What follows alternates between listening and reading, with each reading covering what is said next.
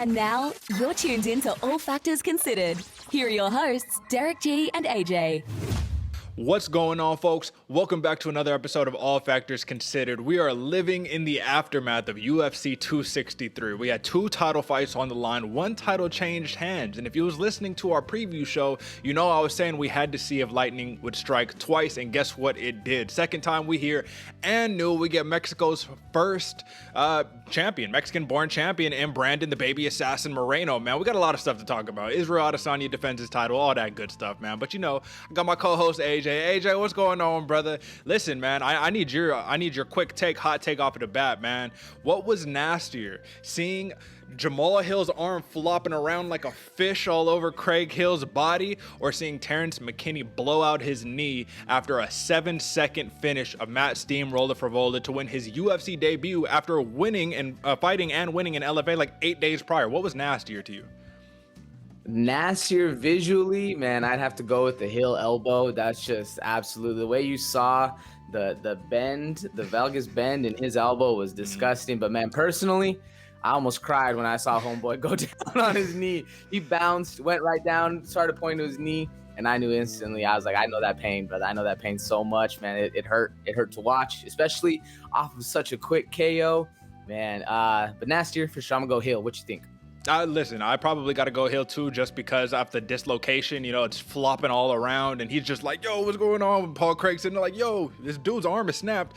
Listen, man, it was a bunch of craziness. That's definitely one. I guess in terms of the implications, in terms of the narrative, that knee blowing out is just super unfortunate. It just makes you feel a little bit bad. But listen, man, we both did pretty damn hot over here on our main card, man. 4-1 apiece. We went to a draw, a tie, right? And we had different picks too, so it was a little bit interesting how that worked out. But nonetheless, man, if you bet our picks, you made some money. And folks, if you tuned into the All Bets Aren't Created Equal column, you got some real deal value and some money on the title fights, man. I missed on the free lock of the week, man. We missed on that one, but I'll tell you what, go check us out because we on a hot streak, man. But with that being said, AJ, I think you know what time it is. We need to review the best collection of photos that we have for UFC 263. So let's run it.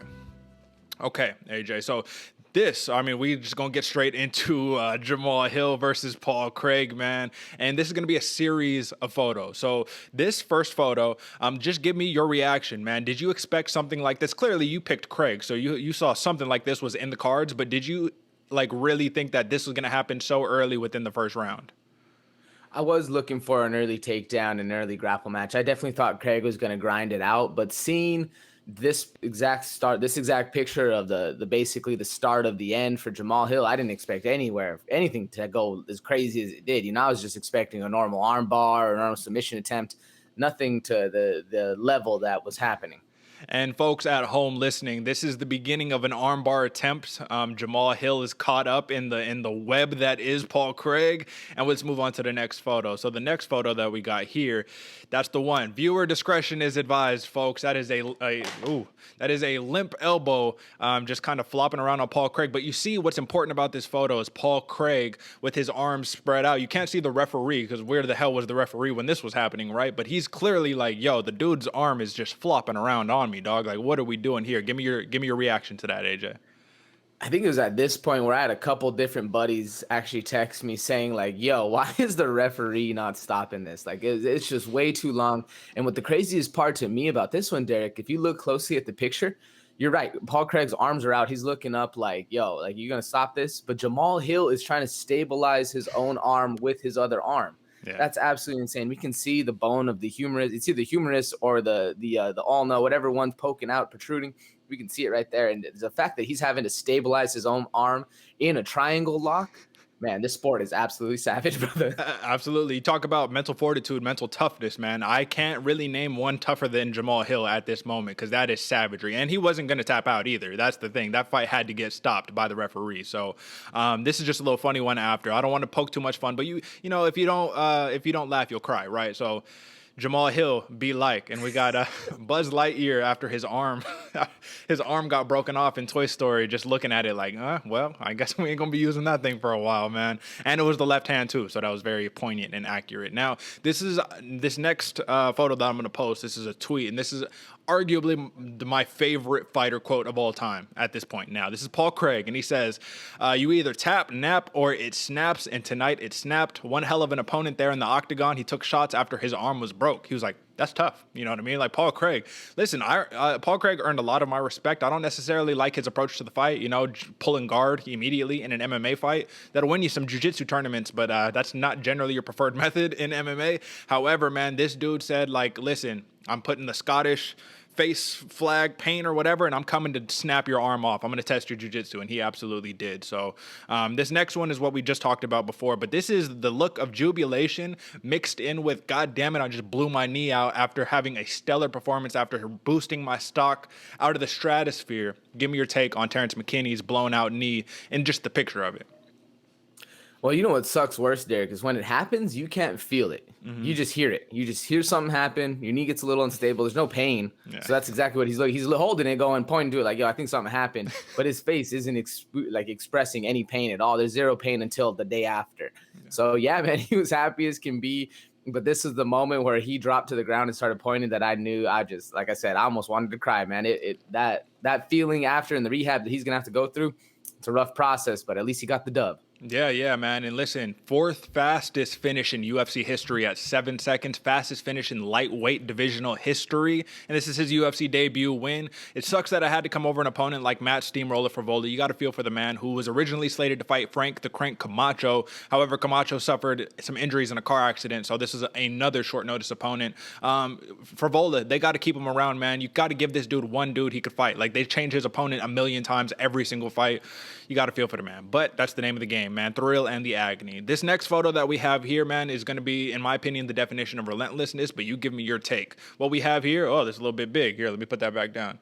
What we have here, folks, is a Movsar Evloev taking down Mean Hakeem Dawodu with a relentlessness that you really only see out of the Dagestani wrestlers, man. Give me your take on that. Man, this one's crazy because you're right. Full relentlessness. I don't know the exact moment of this picture that's being taken, but what to me it looks like is probably the second or third takedown attempt. And not only is he exploding through the takedown, but he's literally pushing off of his knee and allowing his lower part of his shin and calf to be the propulsion mechanism, man. Most of us pop up off our foot. This dude's popping up off of his shin. That's absolutely crazy, the power he has and the drive he has. Because if you look, you can see Hakeem Dawodu. He's already going down, knowing he's being taken down, looking for the post. It's crazy, man. That power and that explosiveness that they have out of Russia is something else, man. It's next level. This is a future middleweight champion, or not middleweight, featherweight champion, at this rate, man. Movsar Evloev has moved to 15-0. He is mauling every single one of his opponents, like ragdolling everybody. The stand-up needs a little bit of work, man, but I'll tell you what. We'll talk about it when we hit the news portion of the show, man, but there's a Bellator fighter who just won the welterweight champion won the championship with this exact same approach, man. It's nasty, man. Big fan of Movsar Evloev. Now, this next picture that I got here, AJ, another big one. Here, apologies, folks. Let me boost that down a little smaller. This is just a great photo. I really just love this photo. This is the definition of a lady war. This is a women's bantamweight matchup between Pani Kianzad and Alexis Davis, an OG veteran of the game in Davis, one of the only fighters to hold a win over Amanda Nunes, going to war with Pani Kianzad. And just give me your take on that one, AJ. Man, if this was a Renaissance painting, this would be framed up in the Louvre and all the crazy places, man. Because look at the absolute sheer force, the muscular definition that's being put through by both of these women. And man, this is cool. This is impressive. This one might have to get hung up. That's what I'm saying, man. And legitimately, I hear so many, and we've heard it over the years. MMA has grown so much, man, since 2013, when a lot of people was like, man, I don't want to see, females fight each other or whatnot, man. These are athletes, man. Anybody can get it, and it goes to show these ladies are game, man. This next photo I got here, man. Not probably what people expected, my man, but this is the 5th round of Nate Diaz versus Leon Edwards, where Diaz pulls off the impossible and rocks Leon Edwards, has him stumbling out on his feet in the 5th round with only seconds to go, really, only probably like 30 seconds left in the fight, and he points at him. And this is the grave mistake, because on one hand, you created a moment, right? On one hand, you're given something that everybody will remember for the rest of their life. On the other hand, you should have rushed him in and finished the job, but you didn't, and you lost, and that's just what happens. But it doesn't matter when you're Diaz, because win or lose, your stock always rises. Give me your take on this photo, AJ. I think you have it. You hit the nail on the head with that one, Derick. Imagine if that point, like you said, an amazing captured moment like this time. And I even remember it. Literally, he cracks him with the left hand, walks 2 steps, sees like, oh, I tagged you. I hurt you. Yeah. Now imagine if that point was a jab followed by another left hand instead of just a point from out of range where you can't even kick him from this range. That would have been, the beginning and the end. And I have it a little bit where if that would have been, another minute, if Edwards would have had another minute, it is looking like the end, but it is what it is for this one. It is what it is, man. And this is my depiction of actually how it really went, right? That was one moment in the fight, but this is really how it went. And this is Edwards just giving it to Diaz, man. He worked him. This is pretty much everybody's prediction. He worked him really, really good. But the craziest part is that, Diaz could look like a zombie, cuts on 5 different places on his head or whatever, and still be like, what's up? That wasn't nothing. Edwards even said it. He was all like, I gave him everything but the kitchen sink. And then Edwards was just looking at me like, that was nothing, bro. What are you doing? You know what I'm saying? Give me your take on that, AJ. I mean, yeah, this is the fight. This is the actual picture of the fight. That last picture might have been a moment, but this is how the fight went down. And not only did Leon Edwards open up some more scar tissue on Nate Diaz, but he added to some more of the scar tissue as well, man. He opened up some side cuts, some new cuts we've never seen, man. It was very impressive by Rocky. Yeah, it was hilarious. Joe Rogan, when he saw Nate Diaz, the slice on the side of his head, he was like, he looks like he just got hit with a machete. That's them elbows of Rocky, man, right there. This next one, man, this is a little more serious. This is the representation of something huge, man. This picture right here, this is another one that needs to get framed, man. This is Moreno pulling off literally the impossible, going from the lowest seeded fighter in TUF 24 to getting cut from the promotion to fighting to a draw with Figueiredo the first time to choking the man who has never been finished before out, man. Give me your take on this photo. Man, this was crazy to me. I was watching this fight, absolutely mind blown. And this photo right here, it's probably, 3 or 4 seconds away from the actual tap, but you could just see the grimace on Deiveson's face, man. He's trying to get 2-on-1. He can't find that hand, and just Brandon Moreno is squeezing and looking to gods or God or whatever you believe in, looking to the stars for saying, man, give me this win. And I got to say it like he did, man. Viva Mexico. Yeah. La Raza is for real, and he's here to stay, man. It was impressive win for him. Absolutely, man. And I was just kind of like thinking about it in my head, looking at this. I was like, you'd have to imagine he knows. He was like, I just won the championship as he's choking him out. Like before he taps, he's like, I just won the championship. He's looking up. He knows it. He did a little lap around the cage before it even sunk in. And he was like, oh, fuck, I'm the champion, dude. Like, oh, God, Viva Mexico on that one, man. That's first Mexican-born champion. Shout out to him. But this next picture is really the jubilation right there. That is the accumulation of hard work, man. That's dedication. That's years of blood, sweat, and tears in the game, man. And so many people are relating to it and saying like, this is deserved, man. Like there's like that story of being the underdog, being counted out, and then finally getting that thing you've been working for. It's beautiful, man. Give me your take on just the emotions pouring out of Brandon Moreno. Man, I got chills right now from it, brother. That was such a super good moment just to watch. And my favorite part of it actually was when he got delivered the belt and he was literally just staring at it. Yeah. Joe Rogan was talking to him and he literally could not take his eyes off the belt. He did not believe that this was what's holding his hands. And man, it was like I said, brother, I got chills right now. So it was a good win. It was a good moment. And this right here is just it's like complete pinnacle of his actual exuberance and his emotions, man, all coming together. And you can't hide it, man. He's crying. That's true. That's fighter right there. He fought with all his heart. He put it all out on the win, and he got the gold. We love to see it happen. Yes, sir. I thought it was hilarious. He was just like, I worked so hard for this. Look how pretty it is. It was like, that's it. It was like, it's just beautiful. Like, look at it. Okay, so this next photo, we just got a couple photos left before we move on to the actual recap and analysis, man. What do you do when you see this guy walk into the cage with the Hansa mask, you know what I'm saying, ready to go to war? I thought this was a good touch, you know what I mean? I thought he went samurai mode on this one, and I've always been a fan of these masks just because what's creepier than like in like an actual samurai battle or something with swords? You're fighting a dude who's like trying to take your head off, but the mask shows a permanent smile. Like, oh, so creepy, so crazy, but I loved it. He came out with the Raiden mask too, the little straw hat. What'd you think, AJ? I'm not gonna lie to you, Derek. I was a little concerned when he came out, and all it reminded me of was the Bronze Bomber. Oh yeah. Deontay Wilder coming out in his whole getup. So I was glad the end didn't go exactly like that. But man, yeah, no, I agree. This is, if I was standing toe to toe with some dude who was constantly, nonetheless, smiling at me the whole time, yeah, I'm gonna be a little shook, you know. Mind games, man. We talk about it. But this is all that just to say, this is what it came down to, man. This is Israel Adesanya showing respect to a fallen teammate, somebody who is, suffered some assault injuries, deaths, tragedy, all that good stuff. Don't need to really recap it, man. But the ultimate, just, you know what I mean, respect, paying homage, bowing down. And listen, man, this is his third title defense. There's no one touching him, man. We already said it from the jump. This rematch shouldn't have happened in the first place. But just give me your take on that, man. Is Israel Adesanya slowly but surely, like, we'll really hit on it in a second, but he's turning into a legend in the sport to a degree. You know what I mean? I mean, I forgot who was it. Either Chael or another UFC fighter talking about it, how Kamaru Usman is so good that he's having to run through the rest of the division. He's already cleared out the division. He's running through it again, and that's exactly what Israel Adesanya is doing. Yeah. And just for the picture, I mean, this is exactly what everybody fights for. Real life. This is as real as it gets, especially for him and the whole situation that we don't need to rehash with all the crazy tragedies. And this is it, man. This is pure what we fight for and why they do what they do, man. It's you love to see this as well, Absolutely, exactly. Like you said, like this is real. There's the fight game, and there's the narrative, and there's the trash talk, and then there's what's real, and that's what that was right here. Now, this is the final photo I got for you, and this is I know our boy Syke is gonna be hyped to see this, man. But I'll tell you what, you love to see this right after you know what I mean. Israel does his job. Robert Whittaker, rest up.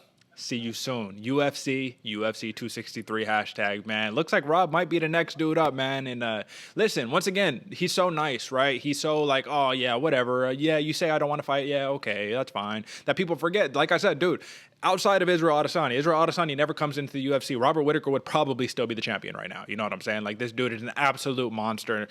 Y'all must have forgot maybe coming up in Rob Whittaker 2.0. But with that being said, AJ, let's actually do some rehashing and recapping and all that good stuff, man. So Paul Craig, he just destroyed Jamahal Hill in the first round. Not how I saw it playing out. I did say I thought this would be the opposite way with Jamahal Hill starching Paul Craig in the first round, but I just have to point out this. This is really my only assessment of the fight because it was so short, right? Jamahal Hill said, hey, man, don't forget, jiu-jitsu was my first martial art. You know what I mean? Jiu-jitsu is like I got a trick up my sleeve and all that good stuff. And while it's easy to talk and it's easy to say all of these things, the first thing that happened when Paul Craig pulled guard, Jamahal Hill, he used his arms as posts on the ground, and one of the cardinal rules in jiu-jitsu is you never put your hands on the mat. Hands on the chest, not on the mat. We want to know why? Because when your hand is on the mat repeatedly, like it was for Jamahal Hill, Paul Craig grabs it, transitions to an armbar, and snaps it off, and now it's a wet fish dangling around, right? With that being said, AJ, give me your assessment of this fight. Yeah, I mean, that's exactly it. You hit the nail on the head, Derek. Once everybody saw him post his hands on the mat, with somebody like a tactician like Paul Craig, man, it's basically, null and void at that point. You better just hope you have all your limbs at the end of the match. And I mean, you could debate what you'd rather have, a dislocation or a snap of the femur or the snap of your forearm. But either way, it's rough. And I think that just goes to show the level that Paul Craig has above Jamahal Hill. Hill might have said this is his first martial art, but it looks like Paul Craig has been working on it a little more meticulously, sharpening those tools up a little bit more than Hill had. And it just showed, man. It was a quick win. It was nasty. One of the nastiest dislocations we've ever seen. And I don't know about you, Derek. I could ask you which one you'd rather have, the Jamahal Hill dislocation or the Jacare Souza snap. Either way, they're both pretty rough. And I think I'd have to go with the snap, my brother. Yeah, I got to go with the snap because it was quick and that was it. It was like snap, done. Not dislocate and then flopping around. You know, the closest thing that I got to a break is I dislocated my pinky. This thing still don't work all the way. You know what I'm saying? So like with that situation, it's just like I just worry about the long-term effects. Because Jamahal Hill immediately said he wasn't even tripping. He was just looking at it like, damn. He was like, I'll be back. Don't worry, I'll be back. You know what I'm saying? And I think he will be back, but might have to make a switch to orthodox or something. Use that left hand as a jab hand or something. Because when your power hand gets snapped up like that, that's when it's a little bit rough. But with that being said, man, I just wanted to note on this before we move on to the next fight. Paul Craig, at first, I don't know why. At first, I was like, damn, he seems like he's a little scared. You know what I mean? Like he might be like a little worried about this matchup. And then as the fight drew closer and it became that beef, where Paul Craig, when he did his little lap around the octagon pre-fight, he was looking at Hill like, yeah, what's up? And he had to get pulled back. I think the referee was like, hey, bro, you need to chill or else we're going to have some issues, you know? And he came out like a bat out of hell and just, like I said, man, sometimes you need that. And who's to say if this fight would have went 3 rounds, maybe it would have turned out differently. But that initial attack and approach of Paul Craig was nasty, man. The Bear Jew claims another one. And at this point, it's a 4-fight win streak and its 3rd finish in a row, man. So Paul Craig's only 33 years old, man. This is a force to be reckoned with. It's just a tough test to pass in the 205-pound division. You know what I mean? Having a submission artist like that. But you got anything else on this one, AJ? Nah, my brother, it was really good to see. And like I said, it's not exactly how I thought it was going to play out, but smart move by Paul Craig to get actually even pull guard and get the submission while they're both dry. Yeah, classic. Absolutely. I will say, Mike Swick, you know what I mean? Big OG UFC dude. He said, he was all like, listen, man, I'm not too high on Craig because I don't like how he pulled guard. And once again, you do that against a dude who is a little more savvy, who doesn't post his arms up like that, and he just elbows your face in after you pull guard. It might be a long night, man, but you know, you pick your battles. And listen, he won this one. So this next fight, Demian Maia versus Belal Muhammad, man. This was an interesting matchup, and the results. This fight kind of played out how I imagined it would, right? Belal Muhammad used a lot of movement, man. He was on his bike the entire fight, and Demian Maia did what Demian Maia does. He literally has his game plan. I'm going to walk forward, punch, single leg, and he got a million single legs, but I'll tell you what, man, Belal Muhammad, talk about balance on that one leg, man. Would you argue after that performance that he's probably got some of the best balance in just all of the UFC? I don't know another fighter who could bounce around on one leg like that, except there's one other fighter. I keep blanking on it. I was even trying to remember yesterday, but I don't remember. But what do you think, AJ? The one that comes to mind that has the same kind of like sneaky, where you wouldn't really think that he's that good at balance, is Derek Lewis. We've seen Derek Lewis with his knee, literally legs above his head, and he's just jumping on one leg, like not getting taken down. But yeah, I mean, it's easily arguable that Belal Muhammad has some of the best balance and also takedown defense. Allowing only Demian Maia to get one takedown from you on you is very impressive. I mean, I don't know necessarily say not finishing a 43-year-old man in the ring isn't as impressive. You know, that's another one that's up for debate, but a win is a win is a win. And man, Muhammad, he looked good. He looked good out there. He was on his bike. He fought his fight is what I caught most to it. And what impressed me most is Belal did not stray from the game plan. He stayed on his bike, kept peppering him with shots, never really landed anything hard. But hey, that's what it is. He put it to him, and he actually put the hands on him, which is nice to see Belal do. What was your biggest takeaway, Derek?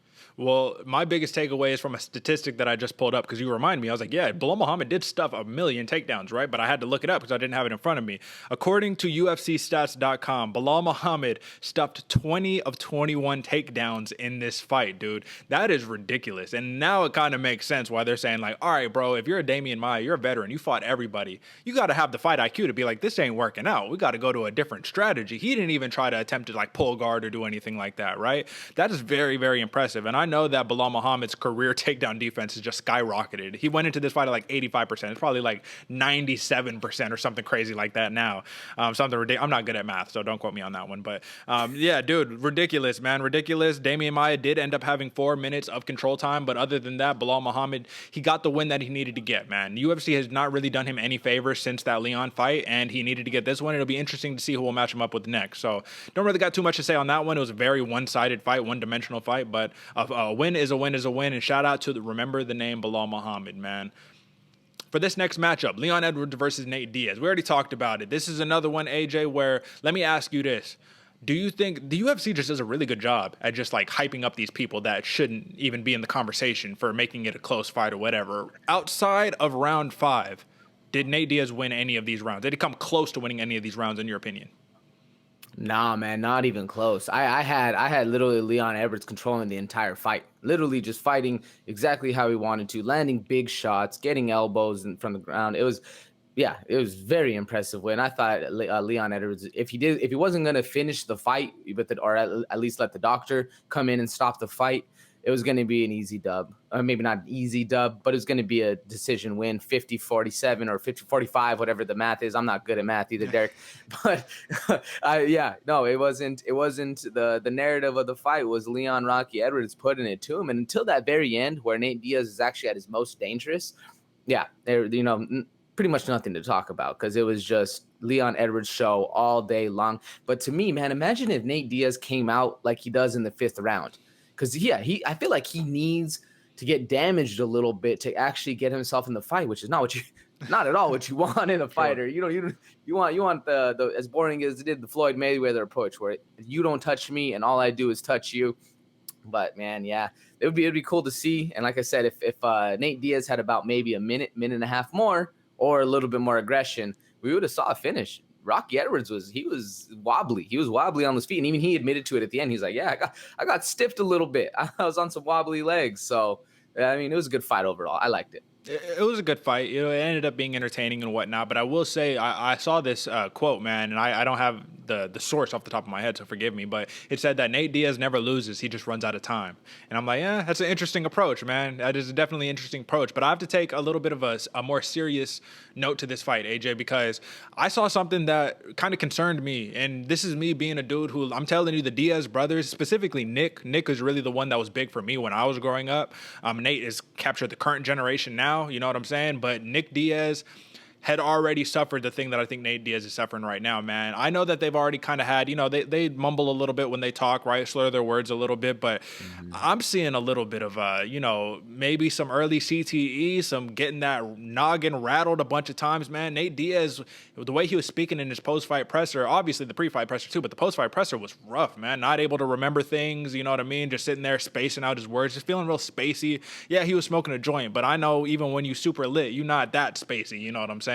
So my question is, how long can you keep doing this? You know what I mean? Like, how long can you keep doing this, especially when your only win really recently in the last 5 years, right? You got a win over McGregor and a win over Anthony Pettis. That's it.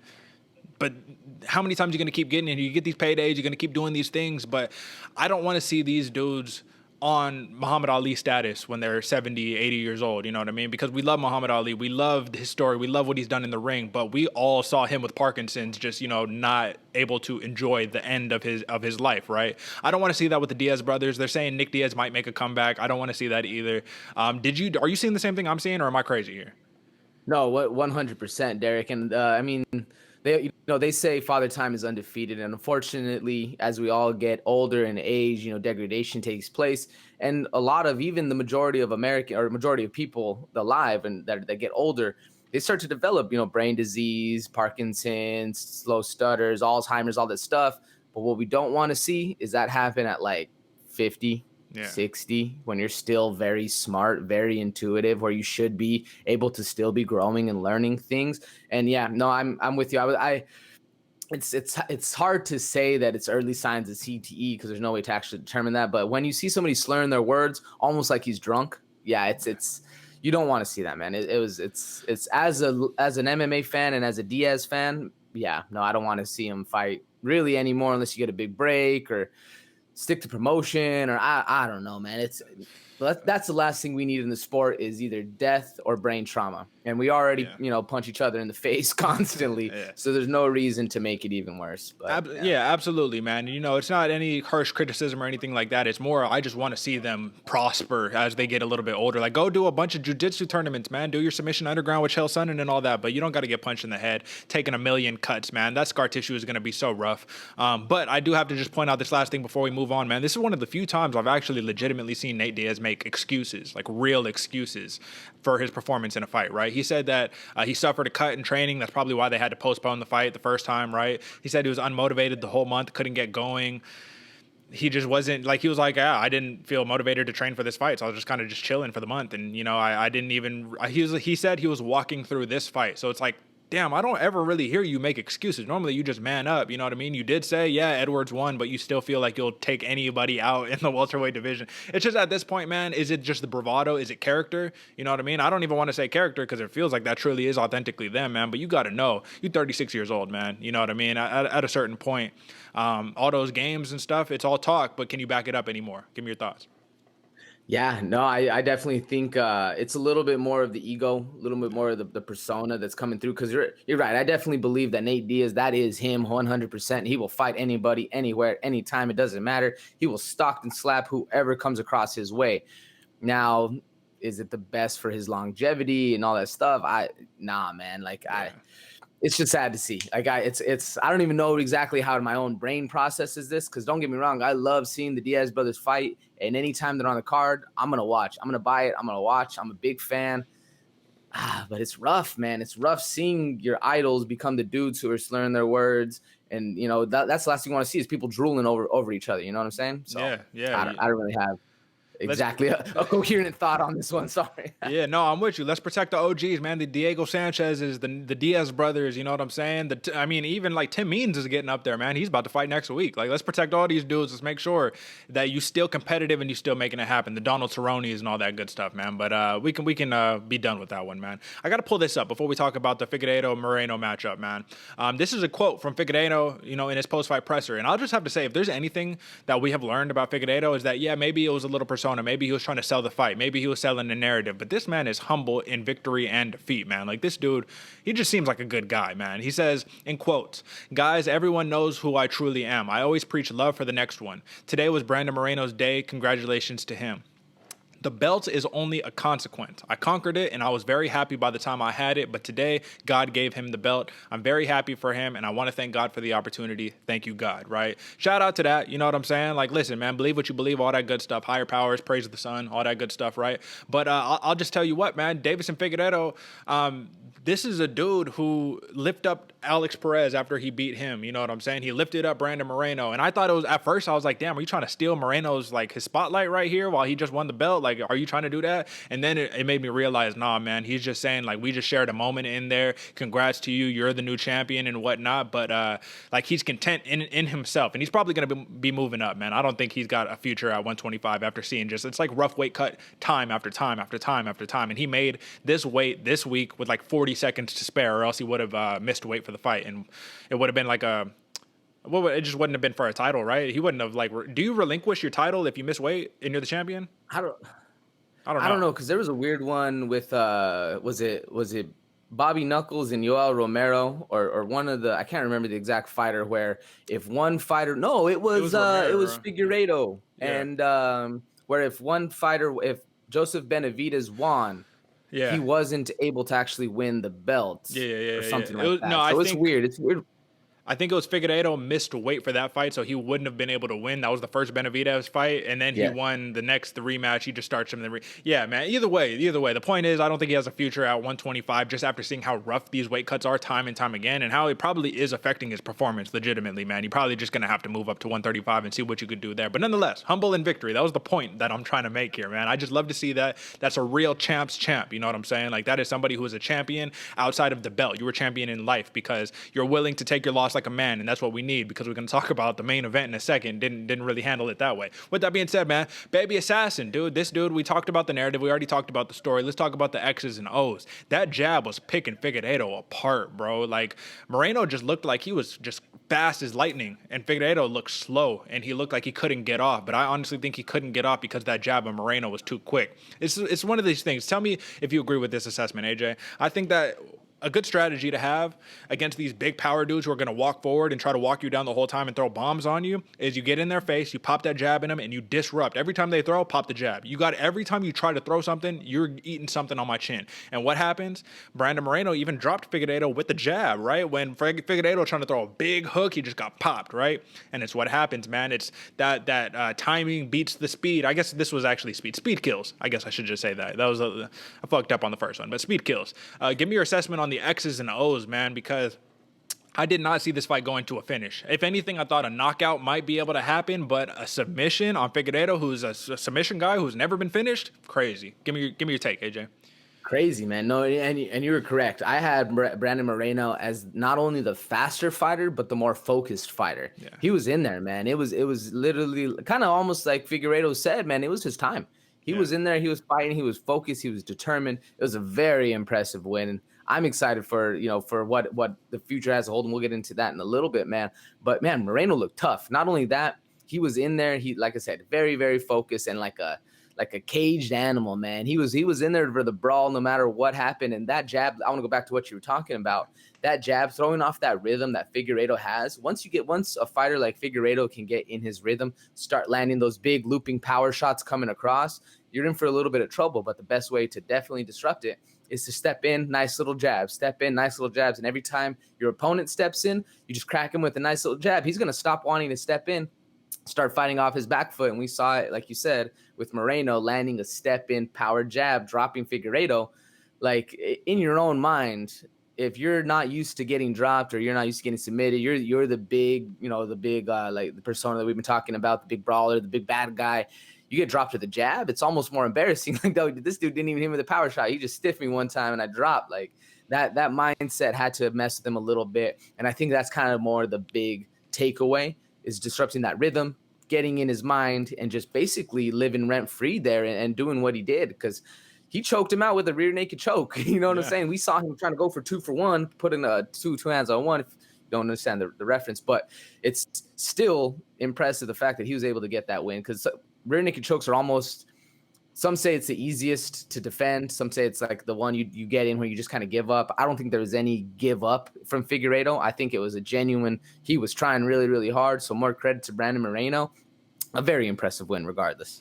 Well, something that I got to take from you, my man. You always got a choice: tap, nap, or it snaps. And he could have took a nap, but instead he tapped, man. And like I said, I love that Paul Craig quote, man. But I will say this, man. Moreno did make a mention that in the post-fight conference, he said, when we did the ceremonial weigh-ins and the weigh-ins and stuff, I won there. When he pushed me, when he shoved me, he's like, I knew I won right there. I knew I was already in his head, because he was trying to be the big bad guy. You know what I mean? He was wearing his shades. He wouldn't look me in the eyes, like all that stuff. He was like, I already knew. And it's just crazy, because Moreno was so humble and so like, yeah, man, I want to be humble. I want to be nice to people, yada, yada, yada. And it's like, man, you need that in the champ, man. And people, I just wonder how they're going to market him now, because at some point, let's say Moreno, we're just going to dive into the future really quickly. Moreno, he's a champ. He defends a bunch of times, right? At a certain point, they're going to make him turn heel. You know what I mean? Like, you have to in order to sell fights, right? So I wonder how comfortable he would be in embracing the persona like that, because that was Figueiredo. He was the boogeyman. He was the dude who walks you down and God of War punches your face in. Nobody could touch him, you know? I do think, we'll talk all that, what lies in the future in just 1 second. Now, great win. Do you got anything else on this before we move on to the main event? No, the only other thing that I actually really liked what Figueiredo said was the consequence about him. The belt is just a consequence. And I definitely agree with that sentiment 100%, that a reward technically isn't a reward. It's a consequence of your action, whether it's good or bad. And man, the consequences led Brandon Moreno to a nice tap out victory. So it was cool. It was a good watch. Absolutely. And that goes to show that you don't need that piece of hardware to be a champion in life. You know what I'm saying? That's the material. But with that being said, before we move on, I got to post a picture, man. AJ, this didn't make our best collection of photos for the weekend, but I need you to tell me, man, when a man does this to you in the cage and you do nothing about it, you have demoralized and you've conquered the man's soul. This is Israel Adesanya at a handful of that ass of the Italian dream. That's primo grade Italian ass right there that he is squeezing. Tapped on it a couple times, you know what I'm saying? Like, he did that, and Marvin Vettori walked back to his corner and did absolutely nothing about it. He didn't even really recognize it. So I wonder if he felt it at all in the first place. But Israel Adesanya is just taking this thing to a new level, man. He doggy style dry humped Paulo Costa. He got the handful of ass on Vettori. He's the meme king, dog. You know what I'm saying? Just tell me what you must feel like. Like, Marvin Vettori must be the most demoralized man right now. Well, Derek, I don't know if this has ever happened to you in a grappling match, but if anybody ever checks your oil, you feel it. You feel it. You're pissed off. I'll punch somebody in the nuts, man. I don't care. Tell him the Diego Sanchez story. Tell him the Diego Sanchez. Diego Sanchez is very well known that if you're out there fucking around, being a bully in the class, he will hold you down and put his fingers in your booty hole all day long. Literally, and it's a thing, man, in wrestling. It's called an oil check, and that's exactly what Izzy was doing, man. He said it before, you're gonna sniff my crotch all day. Cool, I'm gonna put my fingers in your butt. And it literally, he got knuckle deep, and it was like you said, man. Marvin Vettori literally stood up like nothing happened, went to the back like he was Gaddafi, not even feeling the knife, just all right, put hands up, like, all right, I'm tired, cool. That is one of the most embarrassing things. Would you rather have somebody like the last couple weeks where they were sitting on your face, or would you rather have you sniffing somebody's crotch and he booty holes you? At least when you sitting on the face, when you get the Jordan Levitt treatment, you know what I'm saying? At least let me try to like get to a hip and move out the way. With this one, you just got a dude's big ass, hand on. Nah, man, listen, they're both terrible situations. Give me the north-south. At least I got an opportunity to escape, man. But with that being said, let me take this damn thing off the screen, man. Israel Adesanya defends, makes his third title defense in the middleweight division against the Italian Dream Marvin Vettori. Like we said earlier in the show, man, I really don't think this rematch needed to take place whatsoever in the first place. I got a little bit of flack for saying that too, and I was like, that just shows the UFC did a hell of a job selling this fight, man. Marvin Vettori, his true belief that he won the first fight also helped sell this fight. And when Israel Adesanya tried to say, hey, man, it's martial arts, put some respect, let's have respect. We might not like each other or whatever. Marvin Vettori was a little hesitant and was like, nah, man, I think I won that fight. This one, that just happened. It's incredible, man. Self-belief is a hell of a thing, man, and it'll either make you or it'll break you, and I think it broke him in this one. But Israel Adesanya also mentioned a moment in the fight where Vettori had a locked-in rear naked choke, right? Israel Adesanya turns, faces Vettori, and then does some of that. I even mentioned it. I was like, can you do that in fight? Like, you could choke people all types of variations. Can you just strangle them? Do you know if that's a rule, AJ? Can you strangle somebody in MMA? I've seen it a couple times, and I think there was one time back. It had to have been 5, 6, 7 years ago, where it was Big John McCarthy in the ring, and I don't remember the fighters at all, but one of the fighters was doing that exact same thing. He's like, yo, you can't choke like that. Yeah. So, but I mean, a choke is a choke. There's no reason you couldn't be able to, maybe because it's against the esophagus, that you might break an esophagus, whereas like a rear naked is going across the carotids. I don't know, man. Yeah. I saw that coming too. He's literally choking him like he stole something on the ground, man. It was impressive.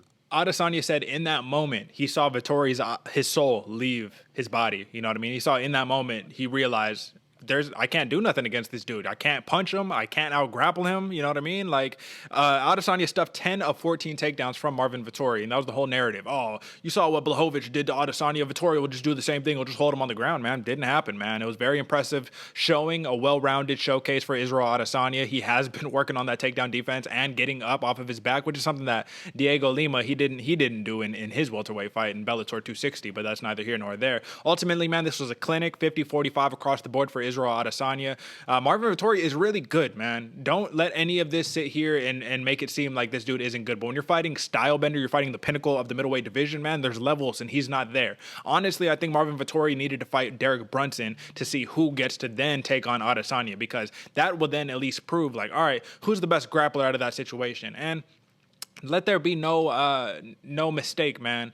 Being top 3, top 5 in the world, you damn near the best in the goddamn world. You know what I'm saying? So maybe it's not his time yet, but if Israel Adesanya isn't the champ and Robert Whittaker isn't the champ, man, Marvin Vettori could have a real deal case, man. It might not just be his time quite yet on this one. Do you have any takeaways from this fight other than the clinic that Adesanya put on? I mean, it was an absolute clinic, and to me, I was kind of more shocked about how the coaching style of Marvin Vettori was going about it. They were almost like berating him and telling him like, yo, like, obviously, they're telling him correctly. No, he's touching you up. You're losing these rounds. 100%. You need to fire first. You need to go off. And when Marvin Vettori he was having a little bit more success. Not a lot of success, but definitely a lot more than just sitting on your back foot and letting Izzy pick you apart. But what to me kind of changed, at least I saw from Vettori, is he was looking, anytime Rafael Carrero was like shouting at him, telling him how bad he was doing, he was almost lost like a ghost. He was just kind of just hands up, lackadaisical. He would look at him and look back, look to the other coaches for maybe some moral support. So I don't know if exactly the path they took, that negative emotion that they're putting on him, that negative pressure was kind of the best way to go about it. Maybe you need a little more positive reinforcement, but I don't know, because it was weird to see a fighter losing a fight, getting oil checked, getting, all his positions reversed and having absolutely zero care or emphasis or fight in him to actually change the fight. And it was weird to see. And I don't know if it was just like a mental lapse or what, maybe even, like I said, maybe a different style of coaching. Because don't get me wrong, Rafael Cordero and the guys at King's MMA are some of, if not the best coaches in all of MMA. But it was just weird how it didn't click in Marvin Vettori's head, kind of how I was expecting it to click. I was really expecting it to light a fire under him go down and really try to bring something else new to the table. But we didn't really see it. We saw kind of a lackadaisical, kind of lost in the moment of a Marvin Vettori, where Israel Adesanya was just able to fight his fight, capitalize on it, and just absolutely dominate the entire fight. Yeah. I think at some points Vettori did understand, and I think the problem is Vettori was looking at Rafael Cordero like, "What are you talking about? I just won that round." Like, you know what I mean? I think his thought process was, "I'm walking forward. I'm pressuring him against the cage. That wins me the round." But you have to be effective with your takedowns. You know what I mean? You have to be effective with your clinches. It's not just moving forward. It's actually landing damage. And when Marvin Vettori got into the pattern of, "I'm gonna punch, double leg, get elbowed like 5 times in the side of my head, move up to the clinch," Israel Adesanya escapes. You don't win that exchange, you know what I mean? But I can understand how when you're just doing that, you could think, dude, I'm pressuring you, I'm winning this fight. Because in a street fight, I mean, the rules are different, right? But this is an MMA contest, right? At the end of the day, man, I do think that Rafael Cordero had very pointed and very well executed corner advice. I think it was kind of similar to the Valerie Lareda situation, but nobody talks about it because it's Marvin Vettori and he's a man, right? It's like you're okay to berate your fighters when, anyways. I do think though that Rafael Cordero said exactly what needed to be said. He was like, "Bro, you are losing this fight. Like, you need to pressure. You need to be first. You need to be active." However, easier said than done when you're fighting a style bender. You're fighting the dude who's fighting in the Matrix, dodging all of your punches, countering you, crippling Marvin Vettori's leg. He must have ate 20, 30 leg kicks, man. His leg was getting just chewed up, man. It was nasty. Like I said, overall clinic for Israel Adesanya. Huge win. 3rd title defense for the last style bender. And with that being said, AJ, let's move on to a little bit of matchmaking, man. Let's not spend too much time on this matchmaking, especially because I think a lot of these are very simple. Not super simple, but for the most part, we kind of know where this is going to go. Israel Adesanya. He moves to, 21-1, 1-fight win streak. He's the champ. Robert Whittaker? Rob? Question mark, you know what I mean? That's the social media thing. Just Rob? Question mark, you know what I mean? What's going to be? Yeah. Do you agree? There's only one other matchup that makes sense. Do you agree? Yeah, I'd have to say Bobby Knuckles. Bobby Knuckles all day. That's, there's that or maybe even like Jared Cannonier or somebody kind of random. But I'm head on Bobby Knuckles all day. I think that's a fight that needs to happen. Absolutely. The only other matchup that makes sense to me, and this is just like you're ducking Bobby Knuckles at this point if you do this, or if he's like, "Oh, I'm not ready, I don't have enough time," or whatever. If the winner of Brunson versus Till, that's the only other thing that would make sense. Everything other than that, Israel Adesanya is just running through the division once again, man. So I think that one is a little too easy. Brandon Moreno. AJ, was I right when I said that this fight has trilogy written all over it, or do you think that Dana White is going to dismiss Figueiredo and say, "Nah, we're going to move on to the next guy"? I think you have to. I think you have to run it back, man. You have to have the rubber match. And I even wrote it down. I'm excited for the rubber match because this is going to be a scrap. And to that point, I don't know if Figueiredo has longevity in the 125-pound division. I definitely think he needs to go up for sure. But I mean, it was a scrap. It was a scrap. And the way that Moreno was able to transform and go leaps and bounds, I think we need to see the same thing from Figueiredo. We need to see somebody kind of, light it up a little bit and get him back. And I mean, when you're one apiece, I guess draw and one, you almost have to run it back. Well, that's the thing is a lot of people thought Figueiredo would have won the first fight if it wasn't for that point deducted. So, like, with that being said, it's like, okay, let's give the first one just because he's the champ. You got to beat the champ to be the champ. First one to Figgy, second one to Moreno. Let's find out what we made up for the third. Let's just say Figueiredo's like, dude, I can't make the weight anymore, man. You know what I mean? Like, I just can't. I'll just concede this, give it to Moreno, and I'll move up. There's one guy who I think is ready for a title shot that nobody is talking about, and I hate it that nobody talks about this dude because he's a killer, and his name is Askar Askarov. Undefeated. Only has one draw on his record. This dude, Askar Askarov, is 14-0-1. His last 3 wins have been against Joseph Benavidez, Alex Pantoja, and Tim Elliott, bro. This dude's ready for a title shot. He's ready to go. What do you think about that? We were talking about him probably 4 or 5 shows ago. Askar Askarov is legit and very fast, very hard striker, but very well-rounded. I didn't look at most other fighters just because I wanted to see the run it back, so I didn't even like really do too much research. But that's a scrap, brother. Askarov is for real. Absolutely, man. And I think he's deaf too, so it just makes it that much better because, you know, the senses are heightened. You know, that visual acuity is just a little heightened. He's ready to just pinpoint accuracy. I don't know if he could upset Baby Assassin the way that he's fighting right now, but Askarov is a problem. People need to put a little more respect on his name. Leon Edwards. Listen, man, a lot of people, Dana White himself, they not seeming like they want to give him the title fight. They're saying Colby Covington is next regardless. Leon, he almost got stopped by a dude who's coming off the couch in Nate Diaz, unranked fighter against one of the best welterweights in the world. I don't agree that Leon Edwards' stock drops after just dismantling Diaz for 4.5 out of 5 rounds, right? I don't think his stock drops whatsoever. However, it doesn't seem like they want to give him the fight. Now, I know they want to give Colby Covington the rematch for Kamaru Usman, but what do you think, man? Leon Edwards versus Colby Covington, title eliminator to fight Kamaru Usman. What do you think about that? That's exactly who I wrote down, brother. Edwards versus Covington, it almost needs to happen. Usman has been running through division. We don't even... I do want to see Covington versus Usman. Don't get me wrong. I think that's a good fight. I think just because the personality types and how the whole first fight went, I definitely think that's a scrap that needs to happen. But I would rather see Leon Rocky Edwards versus Covington to actually go at it, man. Leon is a bad dude. He's a bad dude. And it's going to be time to see if Covington is also still that bad dude that we've seen him. Because he is. Don't get me wrong. Even the persona and all that other jazz, Covington can scrap. So I think that's a good fight, Edwards versus Covington. I think Covington dropped the personality, man. He is one of the best fighters in the division by far, like in MMA. This dude is legit. Yeah, people are annoyed by the persona, but let's just talk about fighting. You can't discount that man. However, I will say this. There's only one other guy, and even Dana White was all like, dude, that's a fight that we can make at any time. 3-piece and a biscuit with the soda and all the good stuff, man. Leon Edwards and game bred Jorge Masvidal. Let's settle it. Who's the real BMF, man? You know what I'm saying? And now that I'm looking at the fight after the way Edwards is performing, man, we might have a new BMF on our hands. You know what I'm saying? What do you think? Do you think that fight will ever even take place?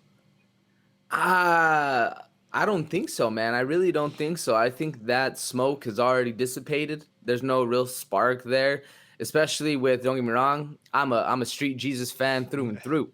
But do I think he can beat Leon Edwards? I don't know, man. Leon's been on a tear. He's so long and lanky. And just seeing how technically Edwards did put Diaz away because of the cuts, where Leon was not able to do that. Masvidal put Diaz away because of the cuts, whereas Edwards was not able to do that. So technically Masvidal had a better fight against him, but just the X's and O's, man. I don't know. Leon's long, lanky, very powerful. He's thick too. He's built like a brick shithouse for 170 pounds. As a Street Jesus fan, I don't know if I see it playing out, my man. It's gonna be an interesting one. I'm with you, man. I will say there was a case between rounds 3 and 4. I thought I was having deja vu. I was like, oh, they're about to stop this fight on cuts again. Like, Diaz is all cut up. There was a case for the fight to be stopped. I think they learned their lesson from the last time, though. They're like, nah, let the man fight. Come on, what are we talking about? Yeah, I'm with you. Either Colby Covington or Gamebred. That's really the only choices. I think Colby Covington would be a better matchup, though. Now, Belal, remember the name Muhammad, man. He's slowly but surely making his way up the rankings. You know, I know he wants to run it back with Leon. That's not going to happen. But I will say this, man. I have basically one really good matchup that I think would be a solid test for both of these fighters in here, but I want you to go first. Who do you think is a good matchup next for Belal, remember the name, Muhammad? I have one as well, and it's kind of more so I wanted to see how he handles somebody who's actually going to full pressure, full go forward. So if I steal this from you, my dog, my bad, but I'm going Michael Chiesa. Okay. That's not who I had. So we didn't get the same one. All right, good. Because it's the same kind of thing, man. Michael Chiesa is going to be full pressure, full go. And I think that's good, interesting match to see how Muhammad actually handles that kind of aspect. Because Chiesa's been doing it for a long time. So who do you got? I think I might be able to guess it, but go ahead. Hit me with it. I got the dude that's right below him, man. Neil Magny, man. Come on, the Haitian sensation. The only reason why is because Neil Magny is a pressure machine. He's a pace machine. Dude has cardio for days. But here's the big difference, man. Belal Muhammad has a 71-inch reach. Neil Magny has an 80-inch reach. That's a 9-inch reach advantage for Magny. And I just want to see if Belal Muhammad would be able to weather that storm. Because if you can, I think you have a real good shot to get up in that top 5 if you can beat Neil Magny convincingly. But it'll just be be interesting because we need to see Muhammad put on a convincing performance, not a bunch of decisions, a very convincing performance. So either Chiesa, well, we keep bringing up both of these guys. The welterweight division is just like nobody wants to fight each other, and it's annoying because we can match these dudes up all day, but everyone wants to fight up. Nobody wants to fight down, and I mean somebody got to fight down eventually, man. But last one here, Paul Craig, man, 205. I got a killer to fight Paul Craig next because this dude, he looks like he's ready, man. I don't know about in the stand-up, but the submissions for sure, man. And I'll just say it off the back. Nikita Krylov, ranked number 9. Nikita Krylov, dude, let's not forget, this dude is a BJJ black belt, and he's finished 26 of his 27 career wins. Yeah, he had to slip up against Magomed Ankalaev in his last fight, but guess what? Ankalaev is a killer, and this dude needs to be fighting for the title too. I could say it a million times, but it feels like people don't even know who Ankalaev is either. Anyways, with that being said, man, what you think? Who do you got?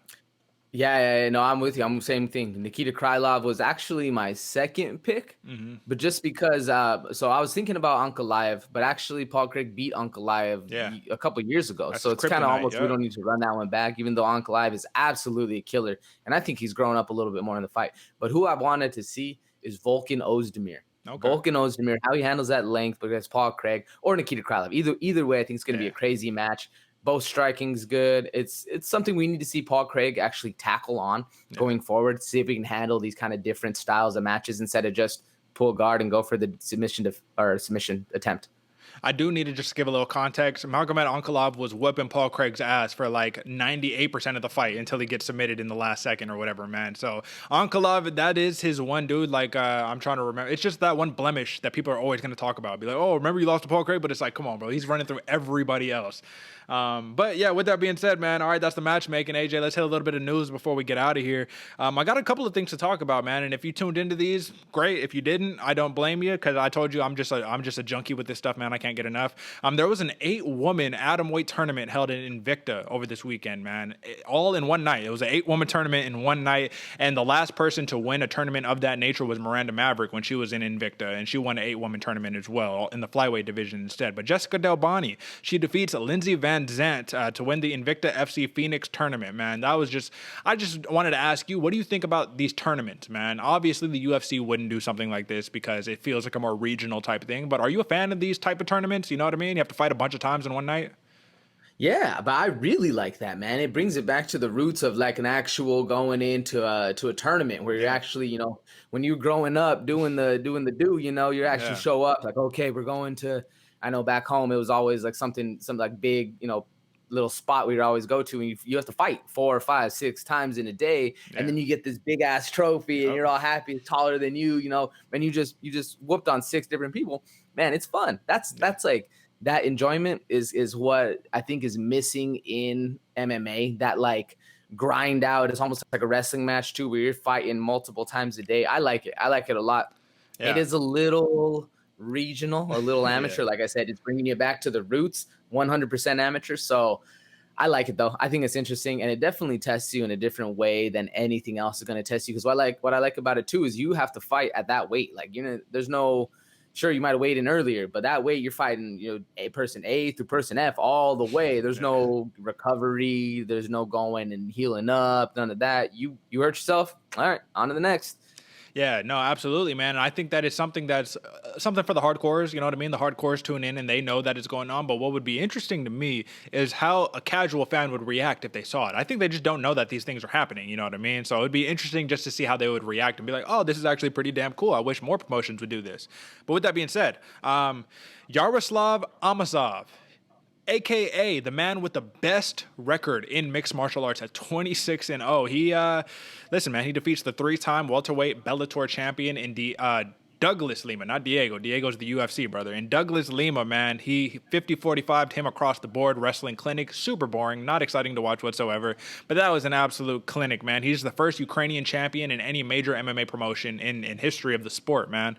I think this is big. And the reason why is because if you watch boxing or you know anything about boxing, you know that the Klitschkos have held down Ukraine in boxing. Ukrainians are very, very popular in boxing, right? But now that we got some MMA stuff, I think it opens it up for the region. Just like Brandon Moreno's win is probably going to open this thing up for Mexico quite a bit. With that being said, man, this dude, Amosov, he trains at ATT. He trains with all undefeated dudes. His training partners, their combined record is like 49-0, something ridiculous, man. Dude, do you even know who this dude was? Because he has like, I think he has like 800 Twitter followers. Like nobody knows who this dude is. That's what I'm saying. Look at that. Yeah. Yeah, no, I don't. You said the name and it literally did not ring a single bell at all, brother. Well, I watch a lot of fights, so no. Yeah, he's a killer, man. I just got to point that out because like that's that it's like people are wondering. They're like, Scott Coker, why are you doing no promotion for these dudes? He's your champion and nobody knows who the fuck this guy is. But he's got that Dagestani style wrestling, man, where he's just relentless. Very much like, you know, all these other cats that taking over the game, man. So shout out to that. He's probably going to be running that division for quite a while. Before we get out of here, just a couple more things, man. 3-time World Division Boxing Champion Claressa Shields, man. She went her MMA debut in PFL 4 against Brittany Elkins, man. And Brittany Elkins, Big John McCarthy was like, why don't we feed Claressa Shields to Kayla Harrison? I'm like, yeah, we're not doing that. We don't need to do that. But Brittany Elkins, she's 3-7. She's not the best, but I'll tell you what, man, that is an actual tough opposition for Claressa Shields in her debut because Elkins can grapple, and Elkins actually fought Kayla Harrison when Kayla Harrison made her PFL debut, man. So it's not like she's a slouch. She was winning 2 of the 3 rounds. She was dominating 2 of the 3 rounds. She had Claressa Shields in terrible positions. But what was really impressive to me is Claressa Shields had the wherewithal to survive, not only survive, but to come back and get a TKO finish in round 3 after being mounted, being in the worst positions you could be put in, man. What does this say for boxing, man? This is the first boxer to successfully transition over to MMA. And I'm going to tell you what, man, if I hear any of my homies who are boxing fans, any of the people at the boxing gyms who's like, yeah, see, I told you boxers could just whoop on MMA fighters. Claressa Shields was getting her ass handed to her for 2 of those rounds, man. And anybody who knows how to be competent out of a full mount would have finished her very, very easily. With that being said, though, all props to Claressa Shields, man. Huge learning moment. I think she could be really, really good in MMA, man, the more she trains. She's just barely training. She's only trained for less than a year. So just give me your take on this and what it means for boxing. I think the only reason she was able to survive the onslaught that was happening to her, like I said, she was in full mount, getting beat up, literally getting controlled for 2 rounds. The only reason she was able to turn that around was just because of the training that she was putting in at one of the top gyms in all of MMA, man. They were working hard at Jackson Wink. I was watching the anatomy of the fighters that she was putting on, where she was like, yo, I haven't seen my man in like 13 months or whatever, you know, some crazy time. They've been training like crazy. And I think that's the only reason. Yeah, she was solid on the hands, you know, like she said, one of the best boxers we've seen ever enter the sport. But man, when it's a mixed martial art, it's not the same. Like you can have these solid hands, but until you get taken down and beat up, it's not really a good look for you. So I think the only reason that she was able to survive what she did is just because of the training that she was putting in at mixed martial arts and not necessarily at boxing. Sure, there was actually a really good a boxer that was on the prelims. I can't remember the name right now. But his hands are super, super solid. And they were talking about how he's like one of the most fundamental boxers coming into the sport. And it's just, it's good. That's a great base to start. Amazing that you can hold your hands up and punch correctly and actually have, you know, straight down the pipe shots. You know when to hook, you know when to dip, you know when to slip, all that good stuff until somebody shoots a double leg and holds you down and beats you up. Yeah, exactly, man. I will have to just point this one thing out. In boxing, it's really easy to get long combinations off without the fear of someone trying to shoot a takedown or kick your legs or do anything like that. And that's the one thing that I noticed that Shields was struggling with, is that she would throw these punches way out of range because she was too scared to get close because she didn't want to get grabbed a hold on. And that's what you have to deal with. That's why people who are MMA fans always argue MMA is the more difficult sport to win in, because you have to worry about all these things. And Nate Diaz said it himself. He said it in his post-fight conference. He said, hey, all you dudes who's doing this boxing shit, he was all like, boxing is way easier, bro, because you don't got to worry about someone kicking you when you're trying to, you know what I mean, punch them and you're trying to put out these combos. So it's just, that's it, man. You just got way too many things to worry about in the sport of mixed martial arts. But last thing, AJ, before we get out of here, and this is just something I thought was a little bit funny because I'm a fan of this dude and his antics in the cage. He got a split decision win in his fight on Saturday at UFC 263. The chubby Carlos Felipe, you know, Carlos Boy Felipe, he explains why he would love to beat up Greg Hardy. He, in quotes, says he sucks, right? He says, I'd really love to beat Greg Hardy. I don't like him at all since the first time I saw him in the UFC, especially because of his track record, you know, women abuse and all that craziness, right? He says, and he's cocky. I would really love to punch him. I love beating big, shredded guys. Put them against the chubby guy and let's see who wins. He says, I don't think he's that good. To me, he's just size and a heavy hand, and his hand isn't that big of a deal either. I think it would be a perfect matchup for me style-wise, and he can't keep up with my pace. His hype is all about size and being controversial, but I'm not impressed. I can list 15 fighters that are better than him. Jorgen De Castro is better than him, and so are Justin Justin Tafa and Sergey Spivak. So to me, he sucks. What do you think about that, man? I love the chubby dude who's saying, give me the biggest, baddest dude you got and I'll whoop his ass. Because guess what? Physique means almost nothing in the sport of mixed martial arts, man. Give me your take on that before we get out of here. I love that, man. I love that. I do like Carlos Felipe as a fighter as well, and I think that's a great fight. I definitely think Felipe is the more well-rounded, more versed, more skilled fighter, and I definitely like the personality of Felipe more than I like Greg Hardy for sure, man. Because he's funny, he's bouncing around, he's chubby, he'll talk some shit, he's down to throw these hands for sure, and I think that's a good fight. I don't know if he beats Greg Hardy. That being said, I think that's an interesting match. If Greg Hardy's able to learn a little bit more, control his gas tank, get a little more well-rounded, I forgot where he's training out of right now, but if he's able to kind of grow a little bit, to the next level, I think it'll be a good fight for Felipe. If Greg Hardy doesn't, though, it's going to be very, very one-sided, I believe. What do you think? Listen, man, I think Felipe will hand it to him. I think Felipe will work him. If you saw him in his fight, UFC 260, the dude is too fast, man. He's too fast. He hits too hard, and he's too game, and he's too willing to engage. Like, he's like, get in the middle of the ring. Let's just bang it out, old school. And he's a Brazilian, too. That's not even Mexican style. He's Brazilian. So I think it'll be good. And I just like that he's taking a stand for the big boys. You know what I mean? He was all like, yeah, I got a power belly. And what you going to do? You know what I'm saying? But with that being said, AJ, that's all the news we got, man. This was a hell of a show. Another good one. We're moving on to episode number 60 next week. Shout out, man. Handling. These things are rolling through. And we got a big fight, folks. Don't forget, UFC Fight Night 190, the Korean Zombie versus Dan Ige is the headline. All that good stuff. Drop a like, subscribe, head over to the website, All Factors Considered. Give us a follow on Instagram, All Factors Considered. Hit the little subscribe button. There it is. It's over there somewhere, There we go. Bow, right there. Look at that. Money. With that being said, folks, we will see you on Friday for our preview show for Fight Night 190. AJ, talk to you soon, brother. Until next time, folks. Peace.